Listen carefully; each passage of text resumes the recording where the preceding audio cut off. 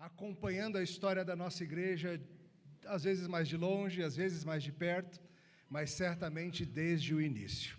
Quando nós começamos nosso trabalho, mais de 10 anos atrás, foi em grande parte moldado, influenciado e ajudado pelo direcionamento do reverendo Davi, bem como dos outros líderes da Igreja Presbiteriana Paulistana, gente com quem aprendemos, conversamos e nos animamos para fazer o nosso trabalho aqui. Então o Conselho entendeu que seria muito significativo convidá-lo para ser o preletor desse final de semana especial de celebração. Pastor Davi tem servido ao Senhor como pastor da Igreja Presbiteriana Paulistana há muitos anos. Quanto já, Davi?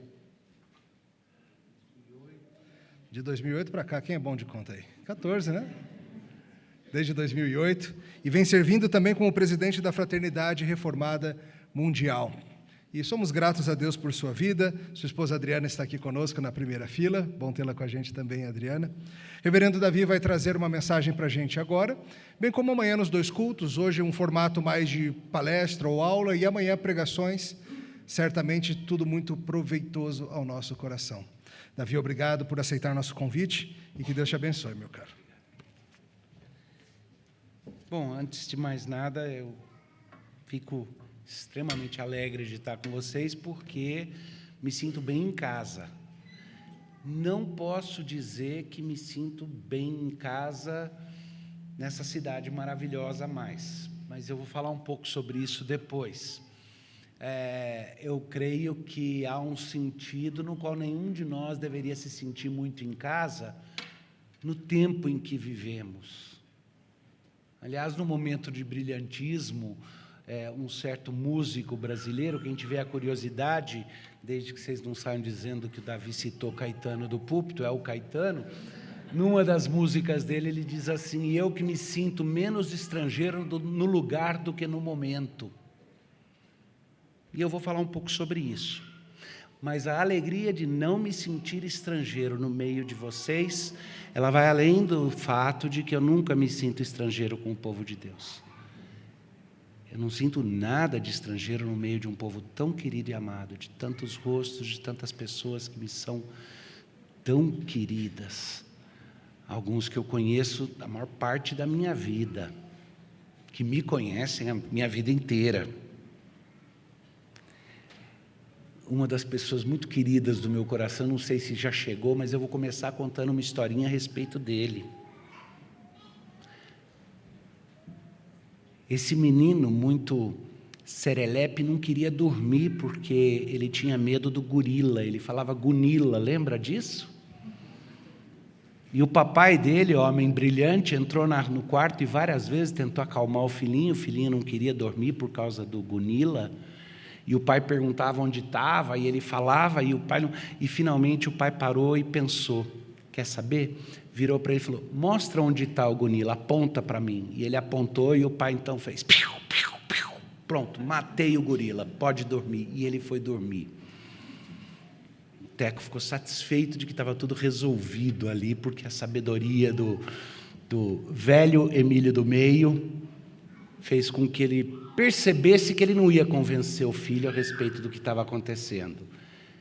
Então vamos assumir a fantasia e vamos simplesmente tirar o gorila aqui da ameaça.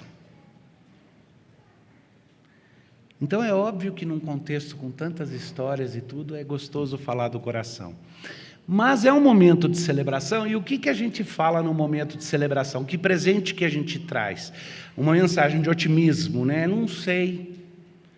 Porque essa questão de presente, ela tem a ver com aquilo que de fato pode ser bom para quem está recebendo um presente, e tem a ver com a gente também dar o melhor de si. E honestamente, o melhor que eu posso dar nesse momento é tentar lidar um pouco com essa questão do gorila, mas uma vez que não é com crianças que eu estou falando, onde a imaginação confunde a realidade das coisas com as coisas, mas com crentes maduros, até as crianças no seu meio são crentes que estão aptos a compreender as coisas de Deus, por isso eu falo para vocês, crianças, também. Então eu pensei que talvez aquilo que fosse mais condizente com aquilo que Deus me chama para fazer como pregador, e com o que eu posso oferecer para vocês fosse falar um pouquinho sobre essas ameaças que nos parecem os gorilas que nos aterrorizam à noite. Esse sentimento de estranheza no mundo em que vivemos, que com certeza vocês têm experimentado também. Para vários de vocês aqui são muito afiados na visão política e compreensão das coisas que acontecem ao seu redor. Fica fácil entender, por exemplo, como é que meu coração ficou, vamos dizer assim, bem contextualizado para o que eu quero falar hoje, quando, minutos antes de sair para vir para cá, eu ouvi a notícia de que nos Estados Unidos da América do Norte, meu outro país, acaba de ser criado o Ministério da Verdade. Lembra do George Orwell? Lembra? Quem é que leu George Orwell, o Admirável Mundo Novo? Pois é, lá tem essa ideia maluca de que o governo criaria ali o Ministério da Verdade, que seria responsável por discernir entre a desinformação e a informação errônea e estabelecer o que é a verdade das narrativas oficialmente aprovadas. E num país como os Estados Unidos da América do Norte, que consagrou na sua Constituição, sua primeira emenda, a mais antiga, a liberdade de expressão, a liberdade de crença, eles acabaram de estabelecer. E quer saber? Eles não criaram, é lógico, eu estou chamando de Ministério da Verdade, porque é óbvio a semelhança, eles chamaram de outra coisa, eles chamaram de Comissão Permanente de Segurança Nacional para o combate à desinformação e à falsa informação. Mas criaram isso daí não debaixo de um órgão político, mas de um órgão policial, o Departamento de Segurança Nacional, DHS, Department of Homeland Security.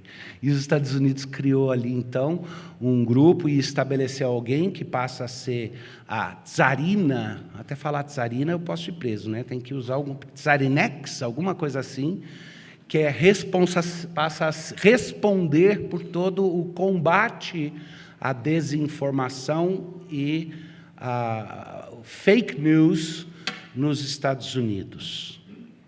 Oficialmente. Como um comentarista político colocou, agora você tem um grupo de homens armados, cujo mandado é garantir que as pessoas não falem aquilo que não bate com a narrativa oficial.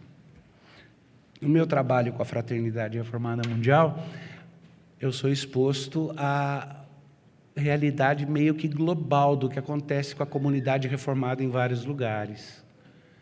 E é duro perceber que a igreja está bem mais perseguida do que no passado, que as coisas estão difíceis em vários cantos, que tem mais gente perseguida hoje por causa do Evangelho no mundo do que já teve em qualquer outro momento da história. E que esse tipo de perseguição se estende também para vários lugares onde a gente nunca achou que veria esse tipo de coisa acontecendo. Mas eu não quero ficar falando sobre as coisas só horríveis. Eu acho que eu não preciso convencer vocês de que estamos vivendo tempos esquisitos. Eu acho que isso é óbvio para todo mundo.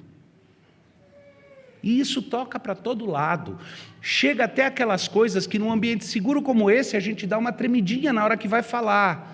Por exemplo, eu expressar que fiquei surpreso e um tanto apreensivo ao ver um vídeo de uma pessoa sendo abordada por um policial e ameaçado com prisão, porque, tendo sido atendido por um indivíduo no comércio local, essa pessoa agradeceu, dizendo: obrigado, meu querido. E aquela pessoa que foi chamada de querido fez uma grande algazarra, dizendo: querido não, querida, eu exijo que me chame da forma como eu quero ser chamada.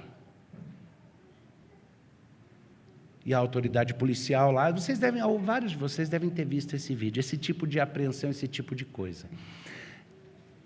Mas eu já vivi alguns momentos de tensão crescendo. Pastor Emílio e eu fazemos parte de um grupo com vários pastores e, de vez em quando, eu acho que nós dois somos os únicos ali que ficam um pouco irritados quando diante de tantas sandices que estão acontecendo na nossa sociedade, alguns desses pastores manifestam ali uma vontade de algum tipo de tomada autoritária de poder no país colocada em prática na ponta de armas. E eu acho que a nossa irritação comum tem a ver com a história familiar. Emílio Neto sabe que papai, pastor Vadislau, sofreu bastante debaixo de opressão política quando jovem, antes de ser até mesmo um cristão, e sofreu os horrores que existem em sistemas autoritários de perseguição política. E isso faz com que a gente olhe para a coisa e diga, calma, não é bem assim. Você não pode querer resolver as coisas desse jeito. Mas que os tempos são tempos nos quais a gente fica sem entender bem o que fazer, fica. Eu quero ler para vocês uma passagem das Escrituras, aproveitando que eu mencionei essa questão política, e eu me lembro, a primeira vez, no comecinho dos anos 70, em que eu ouvi uma música popular que dizia, nos dias de hoje é bom que se proteja, ofereça a cara para quem quer que seja. A compositora, Elis, dizia assim, nos dias de hoje esteja tranquilo, mas haja o que houver, pense nos seus filhos. Não ande nos bares, esqueça os amigos, não pare nas praças, não corra perigo. Não fale do medo que temos da vida, não ponha o dedo na nossa ferida. Nos dias de hoje, não nos dê motivo, porque na verdade eu te quero é vivo. Tenha paciência, Deus está contigo, Deus está conosco até o pescoço. Já está escrito, já está previsto pelas videntes, cartomantes, está nas cartas, nas estrelas, no jogo de búzios e nas profecias. Cai o rei de espadas, cai o rei de ouro, cai e não fica nada. E o que ela expressava ali, uma das poucas músicas que ela gravou, que a própria poesia é dela, ela expressava exatamente o sentimento de um tempo no qual a gente dizia, cuidado com o que você fala, cuidado onde vai.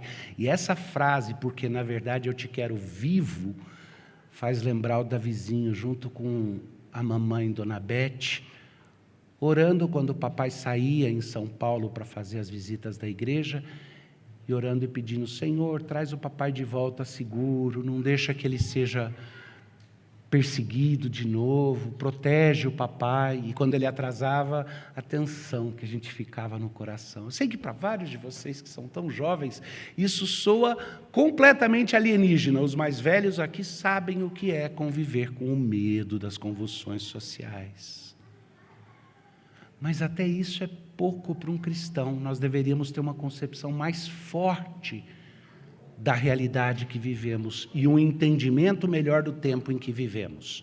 Não para que aumente a tensão do nosso coração, mas pelo contrário, para que nós sejamos já pessoas que já vivem à luz de um futuro por vir, de um futuro que vem pela frente e que é bom.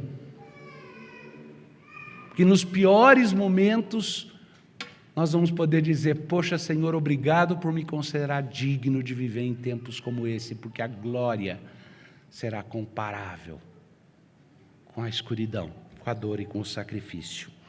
Se você quiser me acompanhar, abre a sua Bíblia no capítulo 33, do livro do profeta Ezequiel.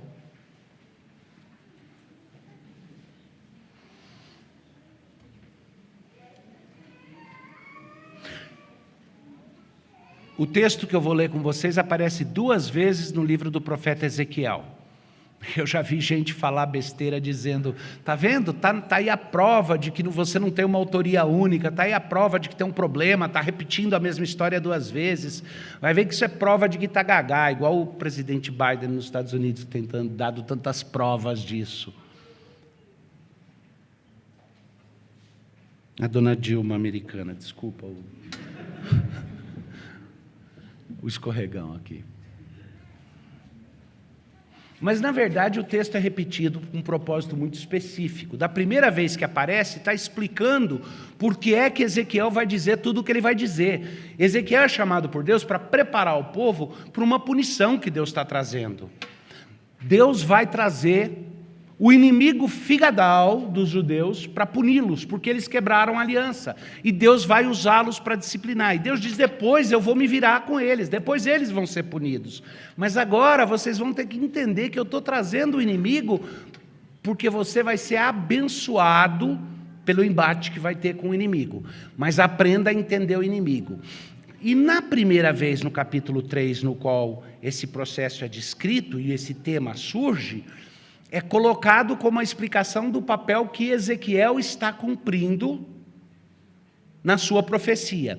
Mas no capítulo 33, que eu vou tratar aqui, volta a aparecer a mesma história, mas dessa vez repete-se o chamamento de Ezequiel para uma função específica, e aí esse chamamento é estendido para o povo de Deus. Vocês são também o mesmo que aquele homem que eu constituí. Eu constituí Ezequiel para um cargo e vocês ocupam essa mesma função histórica. E a segunda coisa é que na primeira vez em que isso aparece, é muito claro que o inimigo é o inimigo que Deus vai trazer, o inimigo estrangeiro que Deus vai trazer para punir o povo de Israel, porque quebraram a aliança com Deus. Mas na segunda vez, começam a aparecer os tons que mostram que o inimigo imediato, o estrangeiro, é só o inimigo de primeira vista, mas que o verdadeiro inimigo que vem no horizonte é o Deus julgador que não tolera aquele que quebra a aliança. É algo parecido com o Salmo 23. Eu não sei se você já parou para pensar que no Salmo 23, a promessa de que o Senhor, o nosso pastor, prepara-nos uma mesa diante do nosso inimigo, não é apenas o meu inimigo, aquelas pessoas com quem eu não me dou bem. Quem é o seu verdadeiro inimigo original? Aquele com quem você tinha inimizade profunda. Mas ainda assim ele te amou. E pela misericórdia de Cristo preparou uma mesa diante dele, deixando de ser o nosso inimigo, ele nos amou em Cristo. E aqui, no capítulo 33, você vai perceber que o inimigo que vem é sim o inimigo estrangeiro que está sendo usado por Deus, mas se Deus é que está usando, quem é a verdadeira ameaça que vem de fora, que eu preciso aprender a lidar com ela? Vamos ler. Ezequiel, capítulo 33, eu vou ler dos versos 1 a 12 e vou me referir ao resto. Veio a mim a palavra do Senhor, dizendo, versículo 1, Filho do homem, fala aos filhos do teu povo e dize-lhes, quando eu fizer vir a espada sobre a terra, e o povo da terra tomar um homem dos seus limites e o constituir por seu atalaia, presta atenção, quando eu fizer vir a espada sobre a terra. Daria para alguém ali de sã consciência dizer, ah, Senhor, por que é que tu permitiste que o inimigo viesse nos atacar? Seria honesto falar isso? Não, Deus está declarando, sou eu que estou fazendo vir a espada inimiga sobre vocês. E quando eu fizer isso, e aí ele diz, e vocês resolverem tomar um homem do seu meio e o colocar sobre, como atalaia, o que é atalaia? Todos vocês devem conhecer a torre de vigia, né? Eu estou falando da torre de vigia e do atalaia do ponto de vista religioso, porque tem a ver com uma certa seita herética que usa essa terminologia. Mas o conceito do atalaia é o guarda na torre, é o vigia, é o sentinela. É aquele que ficava numa cidade murada, olhando no horizonte lá e tentando ver, para poder dar um aviso para todo mundo se o inimigo se aproximasse, para que todos pudessem se refugiar, se fortalecer, esconder, proteger os mais fracos. E o que Deus diz é o seguinte, Filho do homem, vai lá e diz para o povo, quando eu fizer vir a espada, e o povo tomar um homem dos seus limites e o constituir por atalaia, e vendo ele que a espada vem sobre a terra, tocar a trombeta e avisar o povo, se aquele que ouvir o som da trombeta não se der por avisado, e vier a espada e o abater, o seu sangue será sobre a sua cabeça. Ele ouviu o som da trombeta e não se deu por avisado. Seu sangue será sobre ele, mas o que se dá por avisado salvará a sua vida. Então, primeira hipótese, o atalaia viu o inimigo se aproximando e tocou a trombeta. Aquele que se deu por avisado, estava atento, ouviu o toque da trombeta, foi se protegeu, salvou a sua vida. Aquele que não atendeu ao toque da trombeta é responsável por ele mesmo. Tá? Mas, se o atalaia vir que vem a espada e não tocar a trombeta e não for avisado o povo, se a espada vier e abater uma vida dentre eles, este foi abatido na sua iniquidade, mas o seu sangue demandarei do atalaia. Que interessante, né? Aquele que morreu, morreu por causa da sua própria iniquidade. Porque o julgamento que Deus trouxe é por causa da iniquidade. Mas o sangue de vida dele vai ser requerido daquele que não deu o aviso, que não deu a oportunidade para que ele consertasse a sua vida, para que ele buscasse a defesa adequada contra a espada levantada pelo próprio Deus. E Deus é claro. Ele usa essa analogia, e aí ele fala com todas as palavras: a ti, pois, ó filho do homem, te constituí por atalaia sobre a casa de Israel. Tu, pois, ouvirás a palavra da minha boca e lhes dará aviso da minha parte. Por que eu disse que aqui fica mais claro quem é o inimigo verdadeiro por trás do inimigo humano?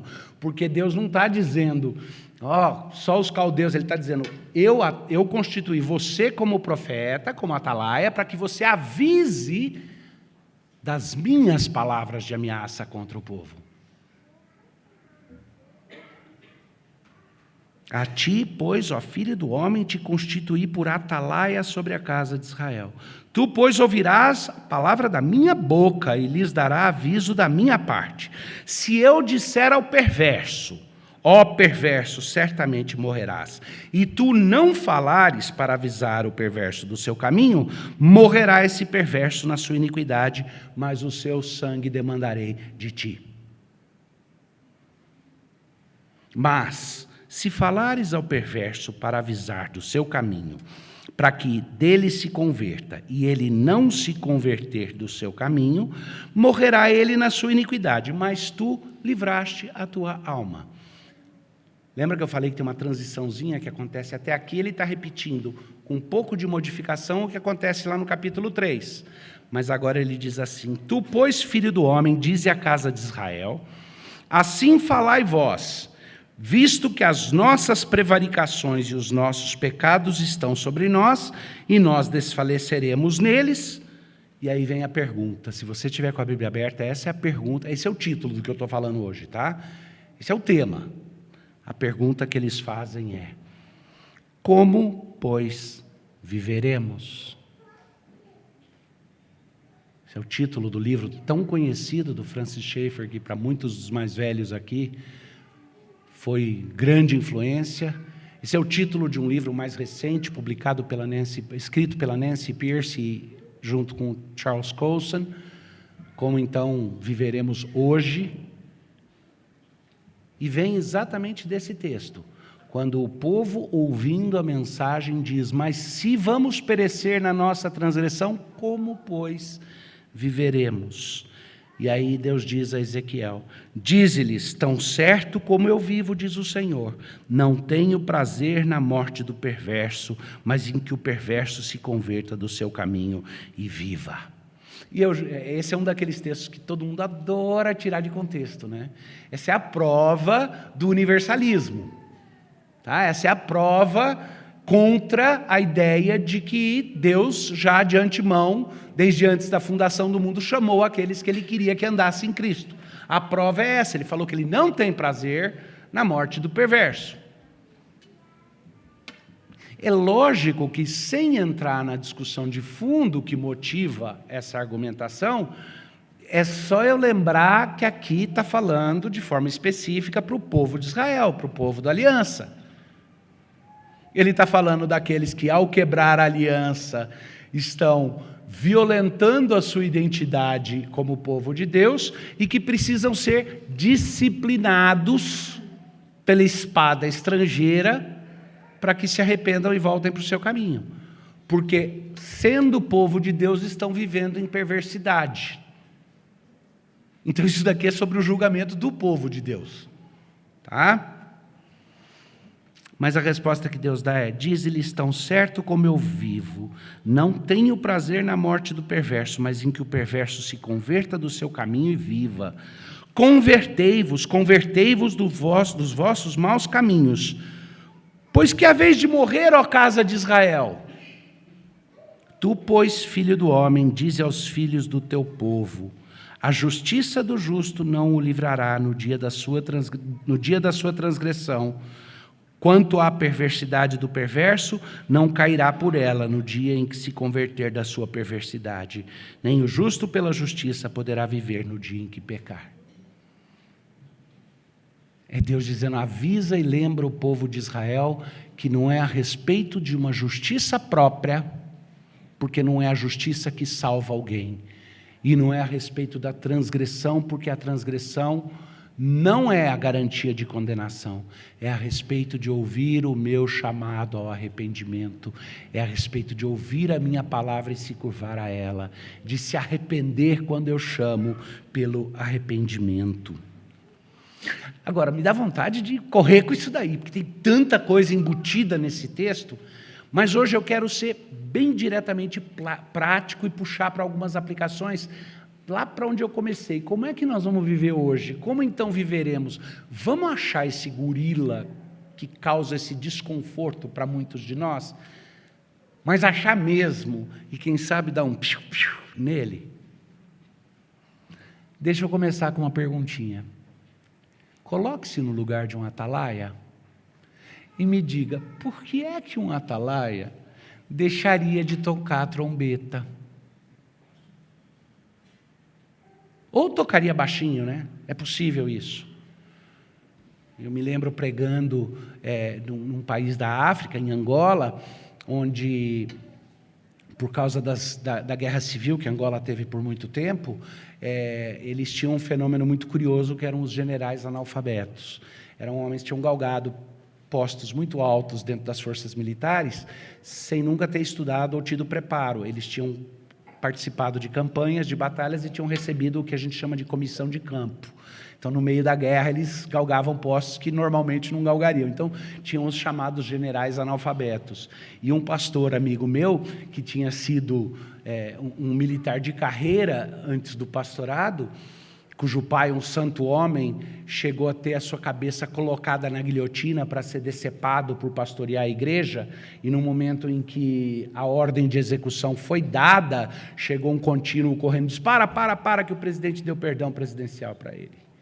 E aí o pastor Neves foi retirado ali daquela guilhotina. O filho dele, meu querido Antônio Mussac, contou a história, e eu gostei tanto da história, é tão ilustrativa, da professora que estava dando aula para os seus aluninhos, e ela teria dito então para os aluninhos: Mariazinha, diga-me quais são os bichos que voam. E a Mariazinha então disse: professora, o morcego voa. E a professora disse: muito bem, é um mamífero que voa. E aí outra pessoa e aí um aluninho, Joãozinho, virou e falou: professora, o jacaré voa. Só que o Joãozinho era filho de um general analfabeto. E a professora olhou para o Joãozinho, pensou, virou e falou: Joãozinho, o jacaré até que voa, mas voa muito baixinho.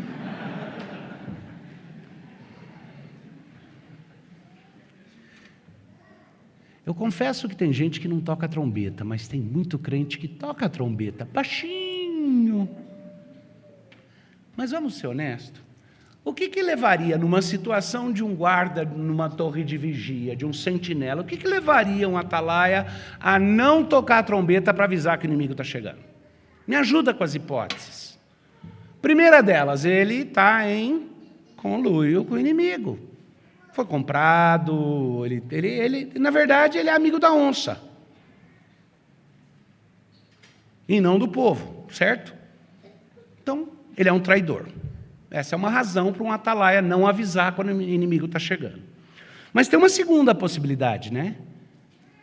Incúria. Vocês sabem o que é incúria?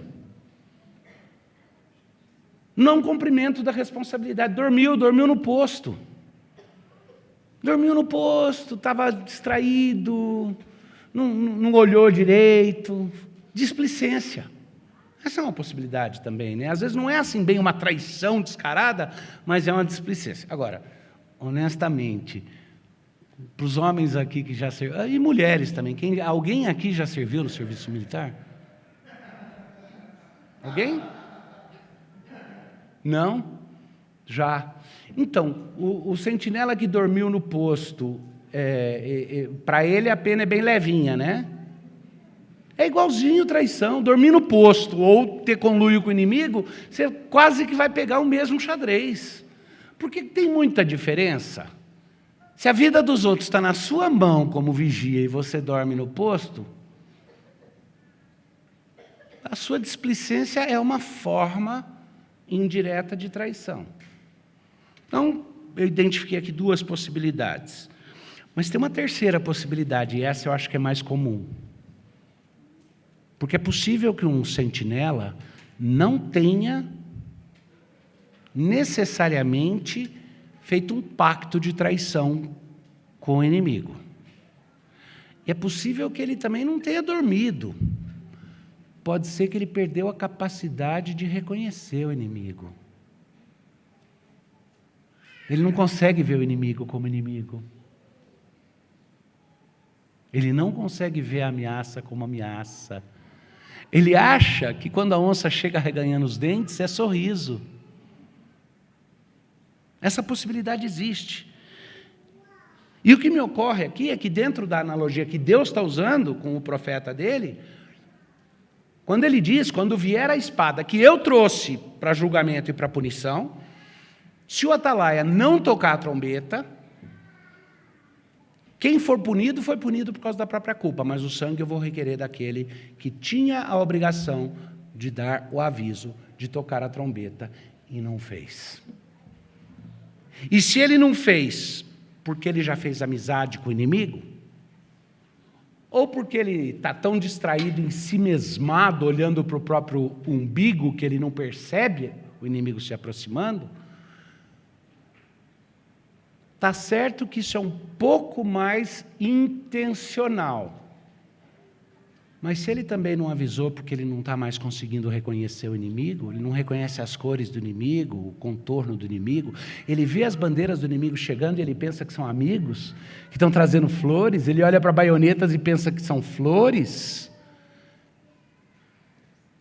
O equívoco dele pode nos parecer um pouco mais leve do que os outros dois casos, mas a minha pergunta é, a diferença final é grande? O resultado final difere por causa disso, necessariamente?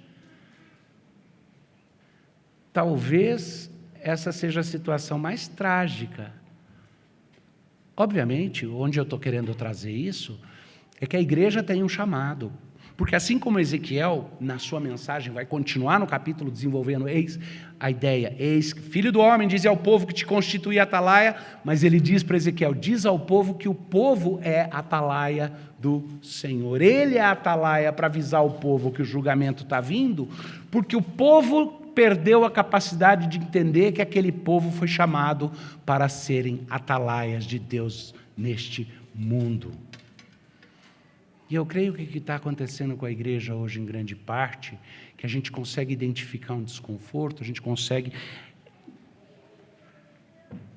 é que em alguns casos, e nesses a gente fica mais escandalizado, né? Vamos dizer assim, esses são os casos que nós orgulhosamente dizemos, não, Senhor, não na IPP, não na Semear, não... que é a traição, é a gente trocar nossa teologia pela teologia do inimigo, a gente começar... esse daí nos causa uma reação mais forte. O dormir no ponto também, a gente tenta não fazer isso. A pregação efetiva da palavra nos ajuda a estarmos acordados para a luz de Cristo. Mas muitas vezes nós não temos conseguido acompanhar no desenvolvimento da capacidade de reconhecer o inimigo que vem no horizonte. E que não vem como inimigo de Deus que vai derrotar a Deus, vem como inimigos que Deus está levantando para os fins dele, para os propósitos dele. Deus está tomando esse mundo de volta do usurpador, e para fazer isso, ele prometeu que ele vai usar a igreja, e ele vai colocar a igreja numa situação de destaque, mas antes ele prometeu na palavra que ele vai purificar o seu povo. De novo, e de novo, e de novo. Então, os inimigos que a gente vê da fé se aproximando no horizonte, seria míope da nossa parte achar que eles são a ameaça à fé. Na verdade, eles são os inimigos que Deus está levantando para nos treinar. Como é que o boxer chama isso, pastor Emílio? O spar, né? Como tem nome em português isso? O oponente que você leva lá para o ringue de boxe para lutar como treinamento. E a gente olha para a secularização do mundo ao nosso redor e as ameaças de uma sociedade totalmente transformada e corre o risco de perder de vista que é Deus que está levantando essa espada inimiga porque Ele está querendo nos fortalecer. Mas Ele quer nos fortalecer e eu creio, e aí eu não posso dizer, eu seria mais cuidadoso de falar isso amanhã, num tema mais de exposição das Escrituras do que numa liberdade de um momento no qual estamos cultuando a Deus. Mas, como disse o pastor, tem um aspecto de palestra. Minha opinião, com a liberdade que tenho nesse contexto, é dizer que eu vejo a terceira ameaça como mais presente para nós. Perdermos a capacidade de perceber exatamente os contornos da ameaça inimiga que vem no horizonte. E, por causa disso, não soarmos o alerta, não soarmos a trombeta, ou soarmos bem baixinho, que nem o jacarevano. Bom, vamos falar um pouco sobre isso, então.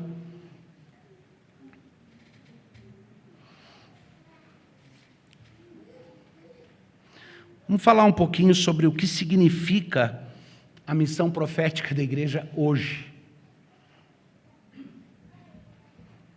De certa forma, o mundo precisa do toque dessa trombeta, mas a gente nem tem clareza exatamente sobre o que é o tocar a trombeta hoje. Tem muita gente que acha que a igreja está aqui para transformar a sociedade.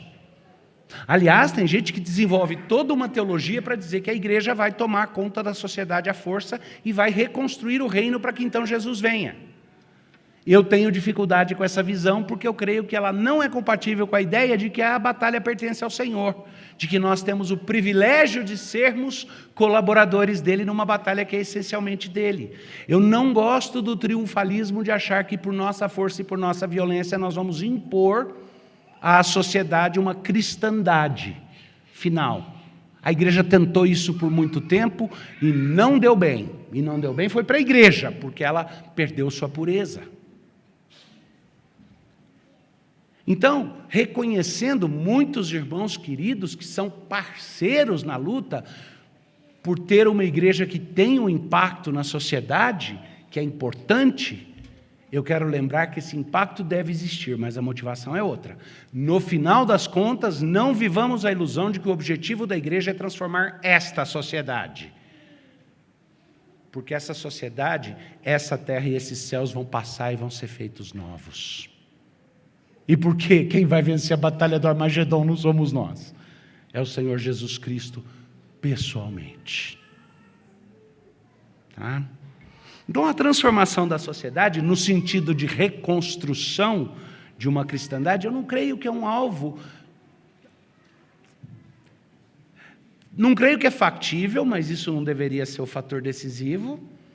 Mas não acho que é factível, mas eu também não acho que é o que Deus quer. Mas, ao mesmo tempo, me preocupa ver outros irmãos que dizem, se a transformação da sociedade não é o nosso objetivo, então vamos nos refugiar atrás dos nossos vitrais coloridos, nas nossas catedrais, ou nos nossos mosteiros. Tem até irmãos nossos que escrevem livros chamados A Opção Beneditina. Vamos nos esconder de volta, vamos retrair nas nossas comunidades e viver em isolamento da corrupção do mundo ao nosso redor. Isso tudo me faz lembrar em Jeremias, quando o povo foi levado para o exílio, e Deus diz, eu levei vocês para o exílio, mas falsos profetas, em Jeremias, isso é dito claramente, surgiram alguns que diziam, já que vocês estão no exílio, misturem-se com o povo e esqueçam Israel. E outros diziam, vivam nos seus guetos separados e escondidos até que Deus te leve de volta para Israel para vocês se manterem puros. E Deus diz, são falsos profetas. Vai e diz para eles, eu trouxe vocês aqui, eu quero que vocês comprem, vendam, casem os filhos, casem as filhas, façam comércio, mas saibam que tem prazo de validade. porque em 2 ou 3 gerações eu levo vocês de volta para a terra prometida. Mas enquanto estiverem aqui, vivam como estrangeiros, mas estrangeiros com os pés fincados no presente que eu te coloquei, e orem pela paz e prosperidade da cidade na qual eu te coloquei, porque se ela prosperar, vocês prosperarão também. É diferente a perspectiva. É o que significa viver num mundo como estrangeiro e forasteiro, mas viver ali como embaixador de Cristo, sem descompromisso com o lugar que Deus me chamou e colocou. Mas sobre isso eu falo amanhã, de forma bem específica. Então eu não creio que a missão da igreja, a missão profética da igreja, o tocar da trombeta, seja necessariamente um reconstrucionismo da cristandade, mas também não creio que é a mera sobrevivência nos nossos guetos ou nos nossos cantos. O retrair-se. Aliás, lá em Jeremias, ele vira e fala: não vos retraís, antes expandei o seu domínio, expandam a sua vida, aumentem a sua vida e o seu alcance. Agora, se eu estou dizendo, não é achar que nós vamos tomar a sociedade, tomar as rédeas, mas também não pode ser fugir, o que é? Eu creio que a resposta é simples, é dar um testemunho fiel e verdadeiro hoje de uma nova realidade que ainda não aconteceu. Algum de vocês já experimentou o que é sentir saudades de um tempo que você ainda não viveu? Já? Pensar no céu devia ser isso. Saudades de um tempo que eu ainda não vivi. Pensar na eternidade devia ser isso. Saudades de um tempo que eu ainda não vivi. Pois eu tenho saudades de um homem que eu ainda não sou. Mas pela graça de Cristo fui declarado e serei. E eu preciso aprender a olhar para vocês à luz do que vocês serão em Cristo. Porque fiel é aquele que prometeu e a sua graça é irrevogável. Nesse sentido, testemunho fiel e verdadeiro significa viver desde hoje à luz de uma eternidade declarada e de uma identidade declarada como comunidade de Deus. Então eu vou me engajar com a sociedade, eu vou ter efeito na sociedade na qual eu vivo e vou usar as oportunidades que Deus me deu para viver a minha cidadania celeste mediante a minha cidadania terrena. Mas isso não é o meu objetivo final, não é o que me motiva. Eu faço isso por fidelidade, porque ao fazê-lo estou refletindo a verdadeira natureza nova que em Cristo está se formando em mim. Então, o testemunho fiel e verdadeiro de uma nova realidade, que dia a dia vai sendo aplicada, de um futuro que vem chegando, me define muito melhor do que as outras 2 alternativas. E eu creio que essa é a missão profética da igreja hoje. É anunciar o reino vindouro, viver à luz dele e procurar fazer com que esses valores já sejam colocados em prática desde hoje, ainda que os reinos desse mundo ainda não sigam a lei dele, porque em breve os reinos desse mundo seguirão a sua lei. O problema é que estamos vendo um mundo que foi transformado. Vocês já ouviram falar a expressão estrutura de plausibilidade? É o seguinte, às vezes eu não vou conseguir vencer um argumento, tá? Se eu entrar numa discussão com vocês, se 2 mais 2 é igual a 4, do ponto de vista lógico e matemático, eu vou perder o argumento se eu tentar negar isso. Certo? Mas tem um jeito mágico de eu fazer vocês, pelo menos, aceitarem a possibilidade de que eu negue isso. Em vez de mexer com o conceito em si, eu mudo a estrutura e a definição dos termos. Por exemplo, eu digo, se você aceitar as premissas da matemática como ela é, 2 e 2 é igual a 4. Mas se você entender que a matemática foi codificada como forma de dominação ocidental dos vencedores e que ela ignora as perspectivas dos oprimidos, você vai entender que, essencialmente, a matemática é preconceituosa, ela é racista. E aí você vai suspeitar das conclusões que a matemática tem, mesmo que elas lhe pareçam fazer sentido, porque você vai entender que o que está por trás dela é uma motivação injusta, indigna, errada. Esse golpezinho é o seguinte: quando eu não consigo vencer um argumento dentro das estruturas naturais na qual esse argumento se encontra, eu mudo as estruturas de plausibilidade. Eu mexo na estrutura essencial e proponho um novo jeito de definir a plausibilidade das coisas.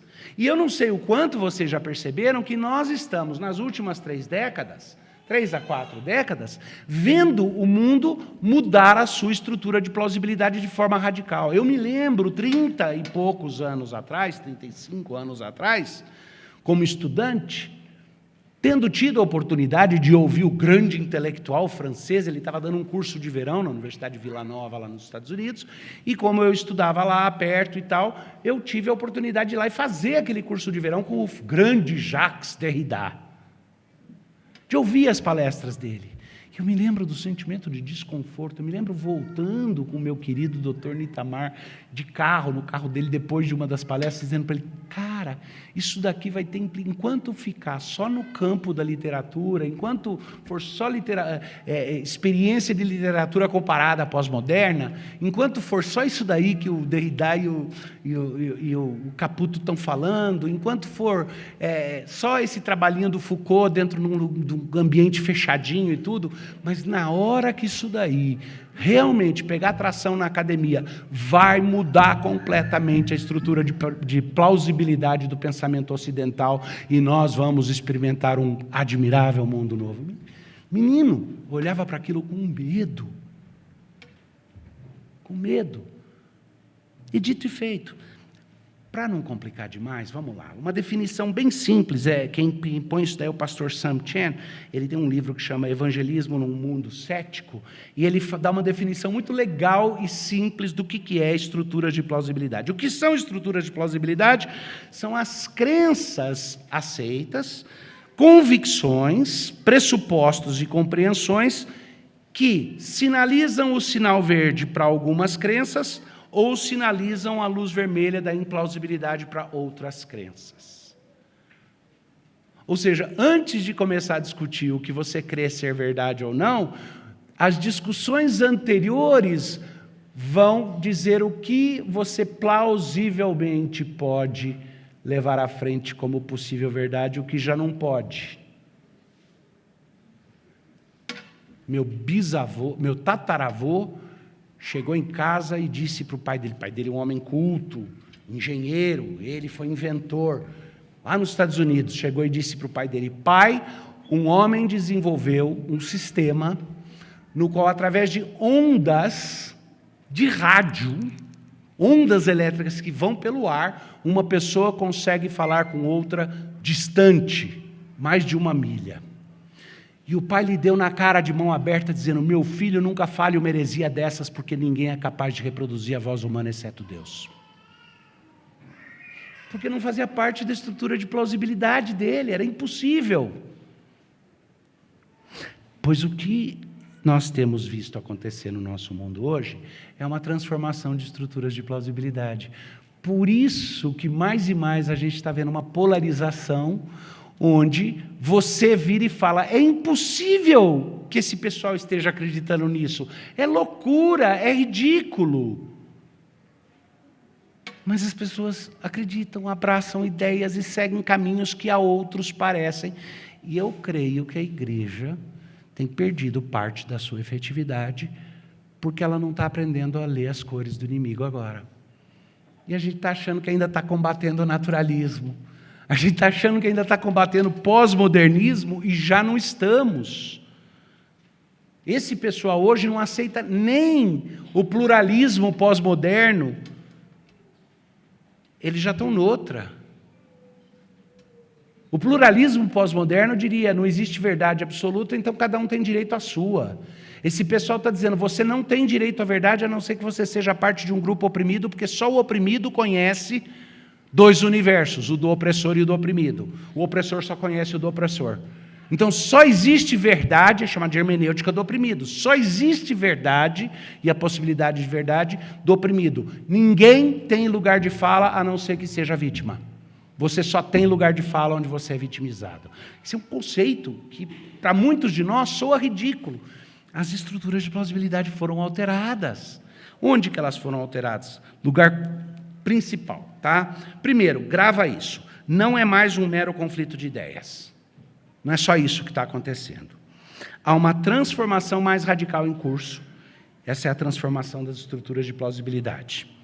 E eu quero identificar com vocês 3 redefinições que são características do tempo que nós estamos vivendo, que eu espero que ajude você a reconhecer a farda, a baioneta e o cap do inimigo que está se aproximando. Tá? A primeira redefinição é uma redefinição identitária. A gente redefiniu o que é identidade.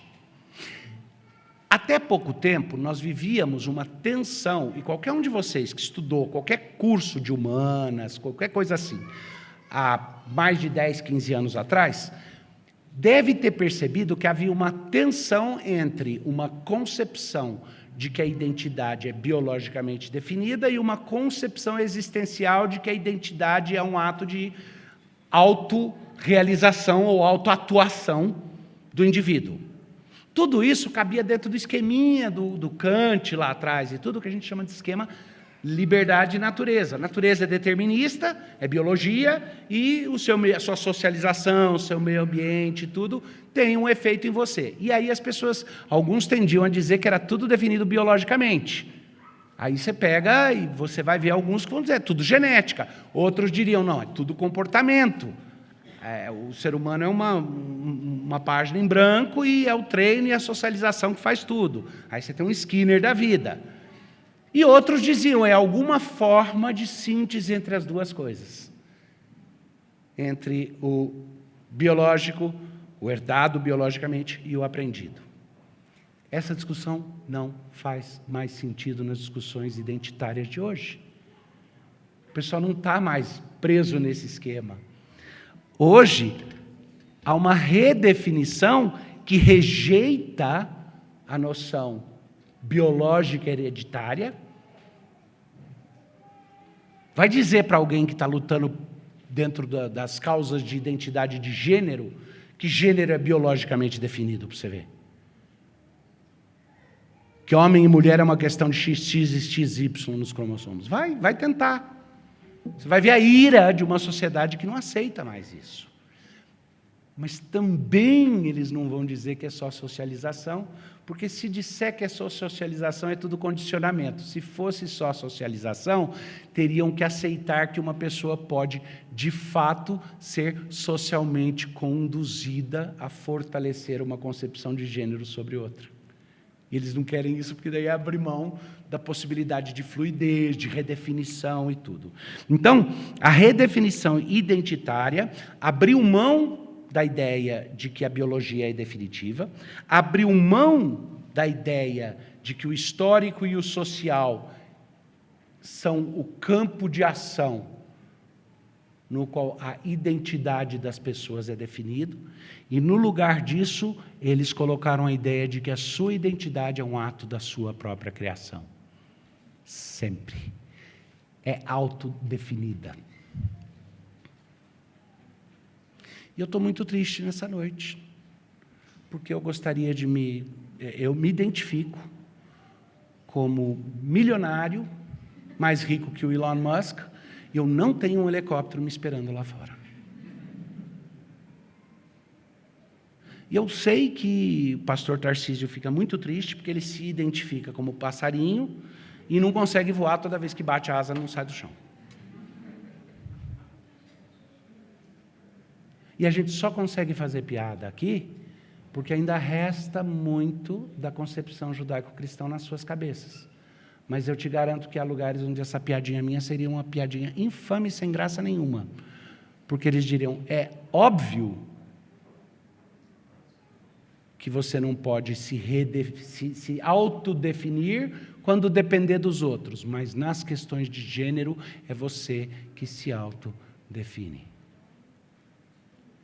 E essa questão de definição identitária, ela vai além só das discussões de gênero. Por exemplo, a definição de onde que a vida começa. Até pouco tempo atrás se discutia isso, ou em termos biológicos, ou em termos, alguns argumentavam que a socialização é o que vai ser o fator principal e primário para discutir. Então, os que diziam que é biológico teriam que acabar sendo forçados, à luz das evidências hoje, dentro da biologia, de que a vida realmente começa na concepção. Porque a partir dali você tem todos o material básico. E outros diriam, não, é quando a criança nasce e começa a se socializar, mas aí você tem um probleminha, né? Aí você vai ter que autorizar o aborto até o 10º mês, depois que saiu do útero. E a Califórnia até agora só fez isso até uma semana depois que saiu do útero. Você pensa que é piada minha, dá uma pesquisada, tá? Eles aprovaram uma lei que impede qualquer penalização da morte de uma criança até uma semana depois que saiu do útero por negligência parental oficial. Então, essas discussões a respeito da natureza humana não é só a questão de gênero. A de gênero fica mais forte para a gente. E as discussões identitárias também acontecem em termos de que tudo é uma questão de classe, de identidade, ou seja, identidade de classe. A vida é entendida como a luta de uma classe com outra, não só nos sentidos originais lá do marxismo antigo, a classe economicamente definida, mas no sentido de que são classes de vitimização. E a natureza humana deixa de ser discutida em termos criacionais, do que Deus fez, e em termos dos propósitos de Deus, e passa a ser definido em termos de um exercício próprio de identificação minha de vitimização. Qual que é a antítese bíblica para isso? Qual que é? O que é o ser humano? Grande parte do problema é que a igreja às vezes falhou em deixar claro que o que você é hoje, se você é um homem ou uma mulher em Cristo, tem um componente histórico, mas tua história não te define. Porque Paulo olhou para pessoas que viviam em pecados e que eram pecadores como ele, e disse, porque estas pessoas e estas pessoas e estas pessoas não herdarão o reino. E a gente olha e fala, que horrível. E aí ele vira e fala, tais quais fostes muitos de vós. Então minha história não me define. Eu não posso acreditar que o crente ou a igreja seja definida apenas historicamente. A história é parte das raízes, é de onde eu vim, eu nunca estaria aqui se não passasse por ela, mas ela não me define. Mas o crente também não é definido pelo seu momento. É o não cristão que diz, o que você escolhe hoje é que te define. Ou o cristão equivocado que diz, é a tua escolha hoje que te define. Quando a gente estuda linguística, a gente aprende a pensar em termos do significado dos termos, diacrônico e sincrônico. O termo em relação ao seu uso ao meu redor hoje e o termo em relação ao seu uso histórico. Quando fala de semântica, de significado das palavras, eu estou dizendo que você não tem a sua identidade definida nem diacronicamente, nem sincronicamente. Não é em relação ao teu passado, nem em relação ao teu presente. Como é que a identidade do crente é definida? Vamos lá, usa a cabeça nesse mundo aí que não favorece isso. Se não é a luz do passado nem a luz do presente, como é que a identidade do crente é definida? Minha querida, meu querido, é definida à luz do seu futuro. É o que você será em Cristo. Você já é o que Cristo disse que você vai ser quando Ele completar a obra. Deus já te olha à luz dessa promessa futura. A nossa identidade é escatológica. Ela é futura. E mais precioso ainda, não é só a identidade do Davi, que não depende só da minha história, nem só do que eu faço hoje, mas que olha para frente, porque eu serei em Cristo. Eu preciso olhar para vocês à luz disso. Se em algum momento eu olhar para a sua vida e ver indignidade histórica, isso não importa. Se eu olhar para a sua vida e ver lutas hoje, isso não te define. O que define é o que você será em Cristo, porque enquanto você estiver nele, eu sei que Ele vai completar a obra. A nossa resposta para a redefinição identitária, redefinição de identidade, começa por aí, com a antítese bíblica. Não é só dizer homem, homem, mulher é mulher. Não é só dizer o ser humano, nos Estados Unidos, né? Todas as vidas importam, contra aqueles que dizem que só certos grupos raciais importam. Não é só dizer isso. Se você fizer isso, você não está atacando o contexto, as estruturas de plausibilidade. Você está só argumentando e um vai falar uma coisa, outro vai falar outra e nunca vai chegar lá. Vai direto na questão. Nós discordamos da redefinição de identidade que esse mundo está oferecendo. O ser humano é criado à imagem e semelhança de Deus, mas ele é decaído em pecado. Mas, em princípio, ele é redimível. Criação, queda e redenção me dão a certeza da origem histórica na dignidade de um Deus Criador. A consciência do estado decaído e lastimável do presente hoje, mas a esperança de saber que Deus está redimindo para si um povo. Segundo aspecto, para não esticar muito agora, há uma redefinição de justiça. As estruturas de plausibilidade redefiniram o que é a identidade humana e redefiniram o que é justiça, e aí fica difícil. Porque se você redefiniu a natureza humana, você não tem mais base para entender o que é o homem. Não pode nem falar o que é o homem, né? É o que é o Omex? Alguma coisa, sei lá, desse tipo. Não, mas se falar Omex, sei lá. Eu fico confuso. O politicamente correto não é o problema é mais grave, é tentar redefinir o que é identidade. Mas a redefinição da justiça é um correlato disso. Porque todo relacionamento social, mesmo na concepção bíblica, precisa da justiça como a fronteira entre um indivíduo e outro. E a justiça divina é a base de todo o nosso relacionamento mais íntimo que existe, que é com Cristo. E a justiça de Deus foi manifesta no Éden como parte essencial da criação. Adão e Eva foram criados para relacionamento e para obediência à lei de Deus. Como é que a justiça é redefinida no presente contexto? A estrutura de plausibilidade mudou. Justiça não é mais vista na sua relação com a lei. A conceituação bíblica é: justiça tem a ver com a lei de Deus. A justiça verdadeira tem a ver com a lei de Deus. O direito e a tentativa humana de fazer leis é uma tentativa de aproximação, para nós cristãos, de uma lei revelada por Deus na natureza e na consciência humana. Por isso que é uma tendência muito forte de cristãos realmente comprometidos, quando estudam a filosofia do direito, uma tendência a reconhecer que a origem do direito precisa ser algum tipo de concepção de direito natural. Tem que ter uma origem nisso. Só que a gente diz que esse direito natural é nada mais do que a derivação da revelação geral de Deus na natureza e na consciência humana. Mas se você dissociar o conceito de justiça de lei, o que você põe no lugar disso? A lei estabelece um princípio de justiça que funciona para todo mundo. Que pode até ser uma justiça cega, porque ela não vai fazer distinção de pessoas, a lei é a mesma e igual para todos. Mas quando você dissocia a justiça da lei de Deus, da lei natural e da lei dos homens, da lei pactuada dos homens, o que se acontece? Você tem dificuldade de entender exatamente o ativismo judiciário que nós vivemos hoje no Brasil? Isso para eu ficar quieto e não correr o risco de machucar alguém aqui, porque eu sei que tantos de vocês trabalham no governo e trabalham nessa área.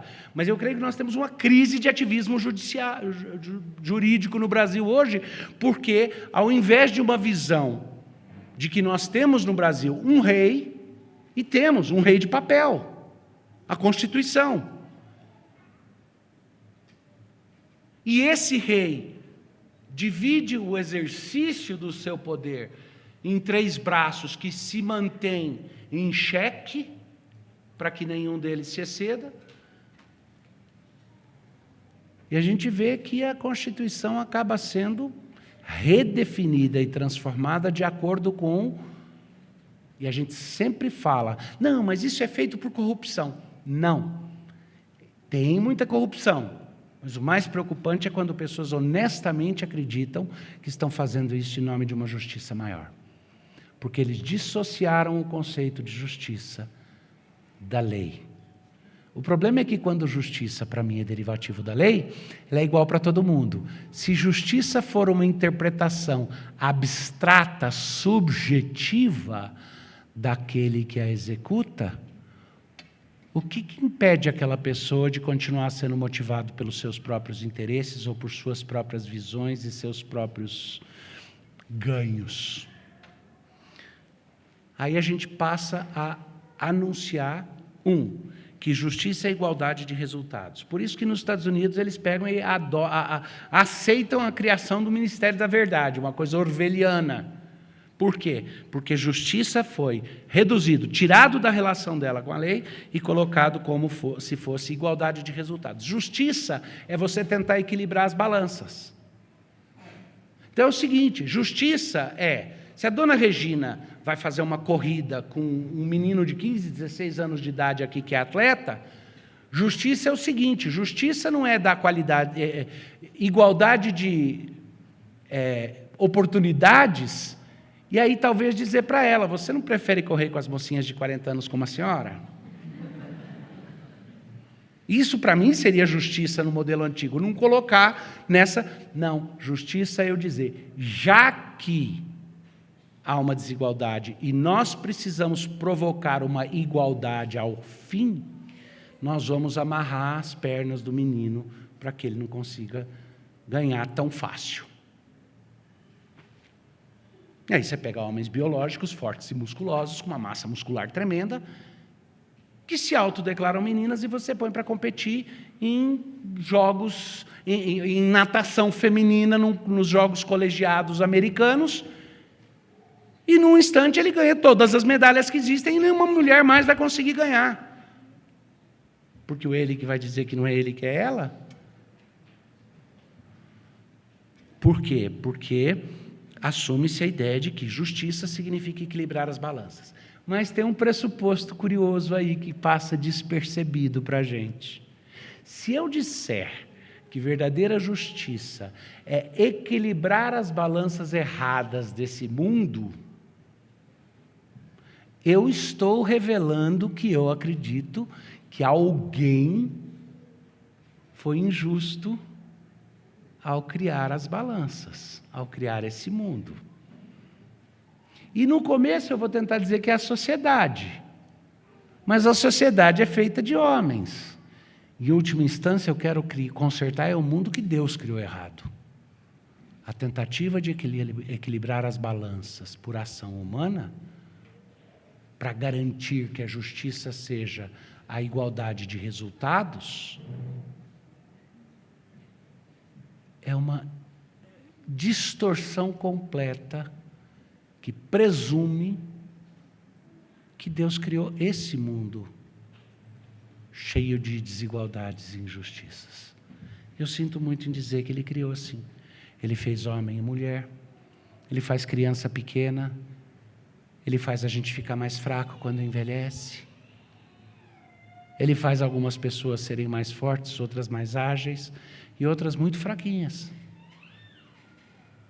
Ele faz com que pessoas sejam, já de origem, geneticamente fracas. E Ele faz isso porque Ele tem um fim, um propósito bom ao cabo, porque Ele vai fazer algo maravilhoso. Porque Ele é o único que pode dizer que um dia todos os montes serão aplanados e todos os vales serão exaltados. Porque Ele é aquele que fez montanha e vale. E Ele é aquele que diz, no dia em que a glória do conhecimento da glória de Deus cubra a terra, como as águas cobrem o mar, ali, naquele momento, Ele fará a justiça entre as nações. E a justiça dele não é um nivelamento por baixo, mas sim a gloriosa intervenção de um Criador que fez uma criatura e a eleva fez um pouco menor que os anjos e eleva numa posição de julgar anjos.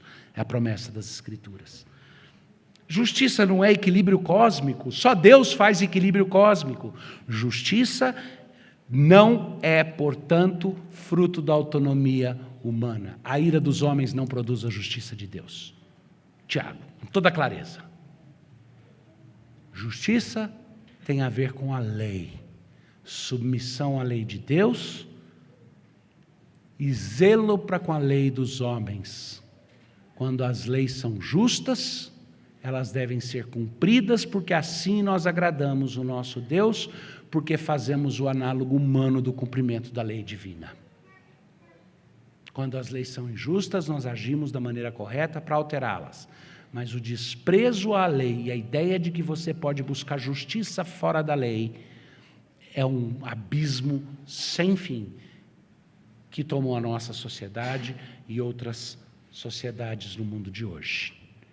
É parte do reset que é necessário, que muita gente tem apregoado por aí. É a transformação não só do conceito de identidade, mas do próprio conceito de justiça. E o terceiro ponto é que há uma inversão de finalidade. Não é só os crentes que entendiam que a finalidade do ser humano era uma finalidade múltipla, que o ser humano existia para significado, para liberdade, para expressão, para maravilha, são heranças de ser uma criatura de Deus, feita à imagem e semelhança de Deus. Até não cristãos entendiam que a plenitude do espírito humano era algo a ser buscado. Hoje em dia a gente reduziu a finalidade humana a coisas específicas. Se essa pandemia não te ensinou muito, deveria ter te ensinado, feito pensar que você não pode reduzir o propósito da vida humana à mera sobrevivência. Porque se sobrevivência fosse o único propósito, seria melhor se internar numa clínica e ser colocado num coma artificial. Aí você está realmente sobrevivendo. O propósito nosso não é sobrevivência meramente. Também não é prazer. Eu não estou aqui só para ter prazer. Ninguém é satisfeito só com prazer. Até as pessoas que mergulham no hedonismo mais profundo vão buscar apanhar um pouco para ter dor.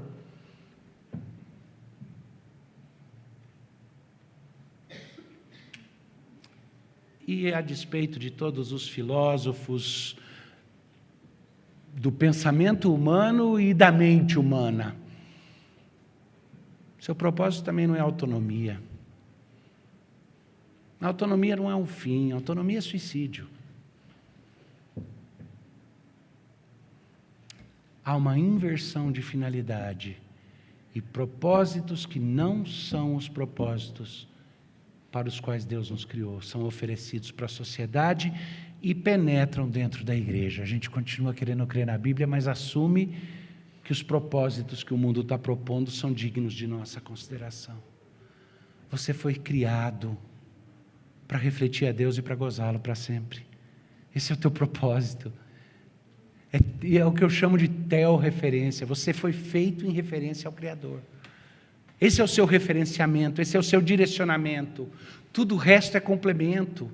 A sobrevivência tem um certo valor, mas é relativo. Eu devo me preservar por causa das pessoas a quem eu amo. Mas de que vale salvar a própria vida e perder a alma? Não vale nada, diz a Bíblia. Então, eu me preservo naquilo que possível por amor aos outros e por fidelidade a Deus, por cuidado com aquilo que Ele deu, por boa mordomia. Mas sobrevivência não é o meu objetivo. Meu objetivo também não é meramente prazer. Qual que é a proposta do mundo de hoje? Até 2030 você não vai ser dono de nada e vai ser feliz. Nós vamos cuidar de você com uma renda universal. Você não vai ser dono de nada, mas você vai ser completamente feliz. Só se os novos coquetéis obrigatórios incluírem certos elementos químicos aí interessantes, para criar uma ilusão de felicidade. Mas não é autonomia também, a autonomia nunca trouxe essa paz. Agora, eu vou dizer para vocês, filosoficamente, o mundo hoje está deixando até o ideal de autonomia, que fazia mais sentido na modernidade, no pensamento pós-moderno, e trocando esse por um ideal de sobrevivência biológica. Por isso que há uma crescente ditadura técnico-pseudocientífica, onde aqueles que puderem te garantir os elementos básicos da sua manutenção, da vida biológica, ou puderem te proteger das ameaças da sua vida biológica, passam a ser os verdadeiros cuidadores e sacerdotes de um novo tempo. Nós, como cristãos, precisamos olhar para isso e dizer, não, Deus nos fez para muito mais, Deus fez esse mundo para muito mais, Ele nos fez para gozarmos a glória dEle para sempre, para refletirmos a beleza de quem Ele é e para darmos testemunho dessa beleza. E ao fazê-lo, experimentarmos a verdadeira felicidade, que é o cumprimento do propósito. Isso é uma trombeta que soa clara. Virar para esse mundo e dizer, a sua redefinição de natureza humana, do que é justiça e do que é a finalidade humana, é o que está em discussão. E é dessa que eu discordo. As outras coisas são consequências. Esse é o verdadeiro ponto em debate.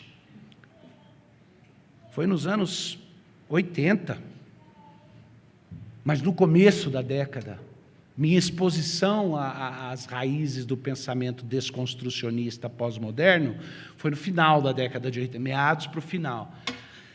Leslie Newbin escreveu bem antes disso, mas já percebendo o que estava acontecendo. E ele fez a seguinte afirmativa: se nós, a igreja, não conseguirmos falar com confiança a mensagem e autoridade bíblica, a mensagem de redenção, que tipo de lugar de fala nós teremos para desafiar as estruturas de plausibilidade reinantes e dominantes? Estou usando lugar de fala intencionalmente, estou sendo subversivo e roubando o termo que eles usam para calar a boca da gente, para dizer, nosso lugar de fala está em conhecer a palavra de Deus, conhecer a redenção e oferecer para esse mundo que caminha a passos largos para totalitarismo, para escravidão. Acusa qualquer um que resolva protestar em favor de um pensamento judaico-cristão mais conservador, de quê? Nazista, é isso, é aquilo. Mas caminha rumo a uma situação onde o ser humano vai deixando de existir. E alguns deles conscientemente dizem, nós precisamos fazer o suicídio do homem egoísta para que a humanidade abrace o caminho da sobrevivência da raça, da sobrevivência da raça humana. Precisamos abrir mão do interesse individual em prol da sobrevivência da raça humana. Aí que vem a ecoteologia, essas outras coisas todas. Nós precisamos ter clareza para soar uma mensagem clara e tocar a trombeta, avisando. Por quê? Eu termino aqui. Porque, em primeiro lugar, eu não sei se você sabe, mas seu papai deixou um monte de filhos que você não sabe e estão espalhados por aí, vivendo e comendo da lata do lixo, vivendo como se fossem órfãos e não são. São seus irmãos e suas irmãs, que Deus já escolheu e já colocou os olhos neles há muito tempo. E Ele te dá o privilégio de sair por aí com um teste de DNA, identificando quem são essas pessoas, para trazer eles de volta para casa. E antes de você pensar, não, mas se eu trouxer mais gente, eu vou ter que dividir a herança com mais gente. Essa herança é mágica. Quanto mais dos herdeiros você trouxer para a festa, mais ela se multiplica. Por que nós precisamos soar essa trombeta? Porque Deus não se agrada com a morte sem o arrependimento daqueles que pertencem a Ele. Nós precisamos convocar o povo dEle, reunir o povo dEle para a festa gloriosa que vem pela frente. Porque Ele vem. Porque a inimizade desse mundo não é uma oposição fora do controle de Deus. É um povo que Ele mesmo vai lidar na hora certa, mas que Ele está usando para trabalhar conosco. Ele é que levantou a espada do inimigo. Ele é que traz o inimigo às nossas portas, para a gente aprender a tocar a trombeta. Quando a gente tocar essa trombeta com aquela música linda, linda, linda, ela vai aos poucos se transformar na gloriosa trombeta que acompanha aquele novo cântico que o Apocalipse fala. Que aqueles que sofreram pela fé de Cristo aprenderam um novo cântico do Cordeiro, que diz, grandes são as tuas obras, Senhor, Todo-Poderoso, justos e verdadeiros são todos os teus caminhos, ó Rei das nações, quem não temerá, quem não glorificará o teu nome? Esse novo cântico A gente começa aprendendo quando a gente aprende a tocar a cornetinha direitinho. Que Deus nos abençoe.